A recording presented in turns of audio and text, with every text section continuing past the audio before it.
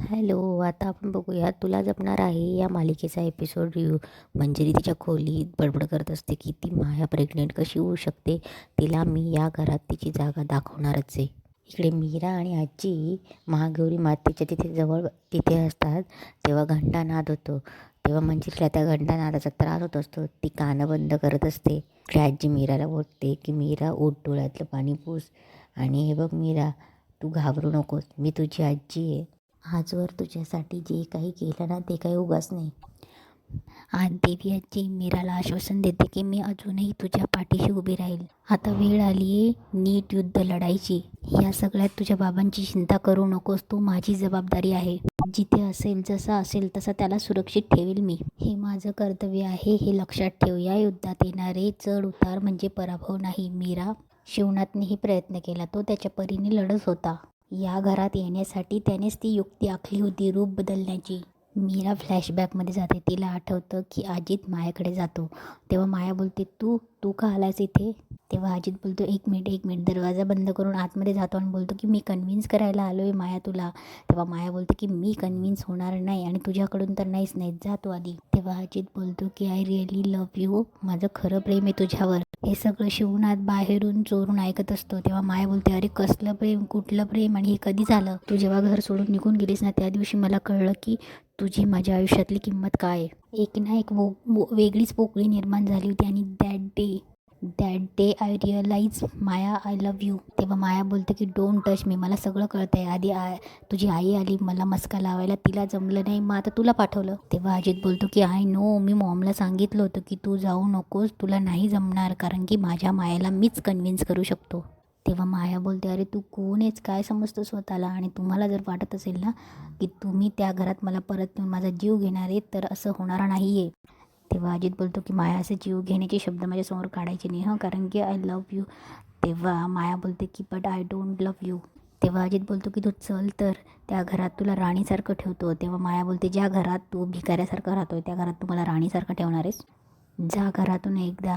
तेव्हा अजित बोलतो की मी जाणार नाही आहे तुला घेतल्याशिवाय. तेव्हा माया बोलते की डोंट टच मी. तेव्हा अजित बोलतो की आय वोंट टच यू, पण तू ऐक तर एकदा. हे सगळं शिवनाथ ऐकत असतो. तेव्हा आजी सगळं मीराला सांगते. हे अजित पुन्हा दुसऱ्या दिवशी मायाला कन्व्हिन्स करायला जातो. तेव्हा अजित तिला पुन्हा सांगत असतो की माझं तुझ्यावर खरंच प्रेम आहे. तेव्हा माया बोलते की तुमचा दुसरा काही प्लॅन नाही ना.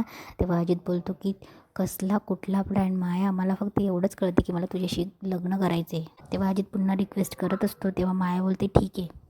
तेव्हा अजित मायाला घेऊन जातो. खरी माया ही त्या खोलीमध्ये झोपलेली असते आणि अजित खरं तर शिवनाथला घेऊन चाललेला असतो. तेव्हा देवी आजी बोलते की मीरा, या लढाईत तुझे बाबा जरी तुझ्यासोबत नसले तरी तू आत्ता एकटी नाहीस. तुझी साथ द्यायला तुझी ताई अंबिका तुझ्याबरोबर असेल. तेव्हा मीरा आजीचा हातात पकडते आणि बोलते की नाही आजी, तिला मी खूप समजवण्याचा प्रयत्न केला, पण त्या मंजिरीने तिला तिचं खरं रूपही दाखवलं तरी तिला कळलं नाही. त्या मंजिरीने काहीतरी जादू केली तिच्यावर. मला नाही वाटत की ताई यात साथ देईल. तेव्हा आजी बोलते की मीरा, मी तुझं प्रारब्ध आहे, मी फक्त तुला मार्ग दाखवू शकते, पण त्या मार्गावर चालत अंतापर्यंत पोहोचणं हे तुझंच काम आहे बाळा. पण एक गोष्ट लक्षात ठेव, तू या लढाईत एकटी नाहीस. लवकरच तुझ्या वाटेवर तुला तुझी बहीण भेटेल आणि त्या दिवशी ती फक्त तुला भेटणार नाही तर तुझ्यासोबत उभी राहील. तोपर्यंत धीर धर बाळा आणि तुझं कर्म करत राहा, कारण जे सत्य आहे ते शेवटी सगळ्यांना दिसणारच आहे. तेव्हा मीरा बोलते की आजी, मला आता भीती वाटत नाही आहे, तू आहेस ना माझ्यासोबत, म्हणजे शेवटी ही सत्याची लढाई आपणच जिंकणार आहोत. तेव्हा देवी आजी बोलते, नक्कीच जिंकणार, फक्त तू धीर सोडू नकोस. चल आता, मला निघायला हवं, सोडतेस ना मला? तेव्हा मीरा आजीला बाहेर घेऊन जाते. तेव्हा आजी पुन्हा तिला बोलते की मीरा, काही झालं तरी तुझं सासूचं खरं रूप तुला सगळ्यांसमोर आणायचं आहे. तेव्हा मीरा बोलते हो आजी. तेव्हा आजी बोलते चल मला आता सोड. तेव्हा आजी जायला लागते. तेव्हा मंजिरीचं लक्ष जातं. मंजिरी चोरून बघत असते की ह्या काय करताय म्हणून. तेवढं तिथे अंबिका येते आणि अंबिका मीराला विचारते की मीरा, आजी आल्या होत्या? तेव्हा मंजिरी मनात बोलते की अच्छा, ही आली होती म्हणून शंकनाद झाला, काहीतरी संकट येणारे बहुतेक, काय करणार असेल ही म्हातारी. इकडे अंबिका मीराला विचारते काय झालं आहे. तेव्हा मीरा बोलते की ताई, मी आत्ता तुला काही सांगू शकत नाही. तेव्हा अंबिका बोलते की महागौरी माते, मीरा तू खरंच माझ्या सहनशक्तीचा अंत बघत आहे. तू सहनशक्तीचा अंत बघतेस. तुला काहीही सांगितलं तरी वेळ आल्यावर सांगेल, वेळ आल्यावर सांगेल. अगं कधी येणार आहे तुझी वेळ? मी 24 तास तुझ्या अवतीभोवती नाही राहू शकत. ती माया घरात आल्यापासून मला वेदाचीही काळजी आहे. मला तिच्यासोबतही राहावं लागतं. मलाही वाटतं ना की तू माझ्यापासून काही लपवू नयेस. तेव्हा मीरा बोलते, हे बघ ताई, तू काहीही बोललीस ना तरीही मी तुला आत्ता काही सांगू शकत नाही. आणि आपल्यात जो काही वाद होता तो आजपासून संपला आहे, असं मीरा बोलते. तेव्हा मंजिरी मनात बोलते की मीरा ही अशी अचानक काय बोलायला लागली? याचे परिणाम काय होतील? आत्मा आणि मनुष्य पुन्हा एकत्र येणार नाहीत ना? तेव्हा अंबिका बोलते, नाही मीरा, आता माझ्या कुठल्याही तुझ्या गोष्टीवर विश्वास बसत नाही. तू काही ना काही लपवत आलीस आजपर्यंत. आता जोपर्यंत तू खरं काही सांगत नाही तोपर्यंत आपल्यातला वाद संपणार नाही. तेव्हा मंजिरी मनात बोलते, नाही, आत्मा आणि मनुष्याची युती होणार नाही. कारण जोपर्यंत माझी प्रेमळ अंबिका आहे तोपर्यंत मला घाबरण्याची गरज नाही. मंजिरी जायला लागते. तिकडनं नर्मदा आणि माया येत असते. तेव्हा नर्मदा बोलते, वहिनी. तेव्हा मायाला नर्मदा बोलते की वहिनीला नमस्कार घाल. तेव्हा माया लगेच पदर घेते. तेव्हा मंजिरी बोलते, कशाला? तेव्हा नर्मदा बोलते, अगं दादा नाही आहे ना घरात. दादा असता तर दोघांना केला असता. पण हरकत नाही, फक्त तुला नमस्कार कर. अगं थोड्या मोठ्यांचे आशीर्वाद घ्यायचे असतात, कर नमस्कार. तेव्हा मंजिरी बोलते, नर्मदा तुला नीट प्रश्न विचारला, नीट उत्तर कर. तेव्हा नर्मदा बोलते की काय ना वहिनी, तुला तर माहितीच आहे आमची माया प्रेग्नेंट आहे. मग इतकं सुख आहे, आनंद आहे, मग असं वाटतं ना सगळं विसरून जावं असं. म्हणजे तुला खरं सांगू का, आत्ता एखादा शत्रू जरी माझ्यासमोर आला ना तरीही मी त्याला घट्ट मिठी मारीन. तेव्हा नर्मदा बोलते की माया, अगं थोड्या मोठ्यांचे आशीर्वाद घे, नमस्कार कर. तेव्हा माया हो म्हणून आशीर्वाद घ्यायला जाते तर मंजिरी तिच्या हातावर पाय ठेवते. तेव्हा माया जोरात ओरडते आणि बोलते की काय करतायत तुम्ही? प्रेग्नेंट आहे ना मी. तिथे मीराही येते. तेव्हा नर्मदा बोलते की माया शांत हो, या अशा अवस्थेत त्रास करून घ्यायचा नाही. जो 2 जीवांची आहे ना तू, त्यामुळे शत्रुत्वही घ्यायचं नाही कोणाशी. तेव्हा माया बोलते, हो खरं आहे तुमचं सासूबाई, म्हणजे आपण छान वागलो ना की दुनियाही आपल्याशी छान वागते. तेवढ्यात नर्मदा बोलते की अगं मीरा, ये तू पण आमच्या आनंदात सहभागी होये. तेव्हा मायाही बोलते की अगं मीरा ये, म्हणजे मला माहिती की आपल्यामध्ये भांडणं होती, पण आता ती भांडणं नाही आहेत, कारण की माझं गुन्हाही सिद्ध झालेलं नाही, तर कशाला उगाच भांडणं. शेवटी या घरात आपल्याला एकत्र नांदायचं आहे, सुखाने संसार करायचा आहे. झालं गेलं ते आपण सगळं विसरून जाऊया आणि नव्याने सुरुवात करूया, छान लाईफ जगूया. तेव्हा नर्मदा बोलते की अगदी बरोबर बोललीस ना तू मीरा. आता तुला तर कोर्ट कचेरी माहितीच आहे ना.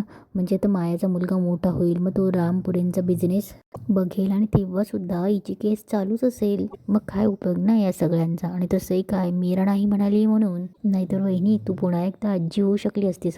पण हरकत नाही, माया आहे ना, मायाचा मुलगा म्हणजे तुझं नातूच की, हो की नाही मीरा काकी. तेव्हा मीरा तिथून निघून जाते. तेव्हा नर्मदा बोलते की अगं लाजली बहुतेक. मंजिरीही चालली जाते. तेव्हा नर्मदा मनात बोलते की वा मंजिरी वा, तुला असं बघून एवढा आनंद होतोय ना की काय सांगू.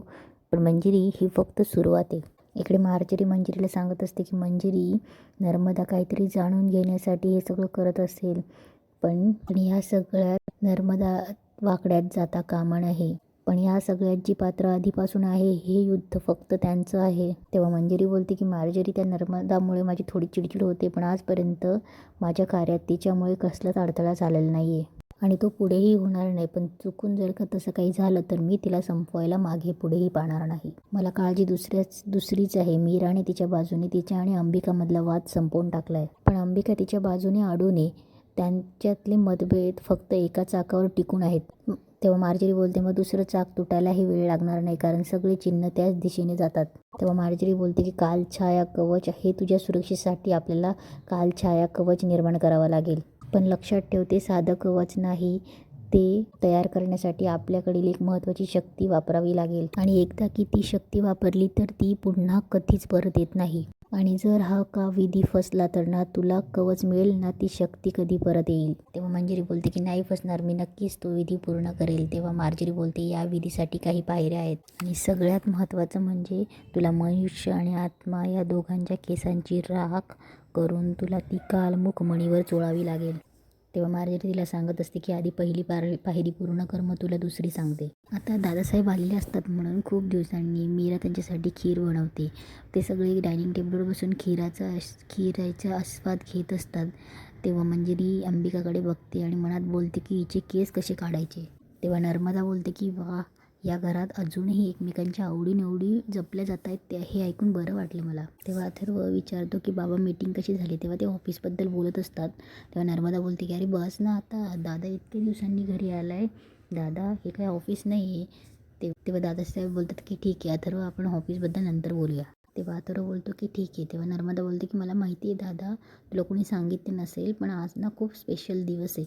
तेव्हा नर्मदा बोलते की दादा, तू आजोबा होणार आहेस, आपली माया प्रेग्नेंट आहे. आणि इथेच आजचा एपिसोड संपतो.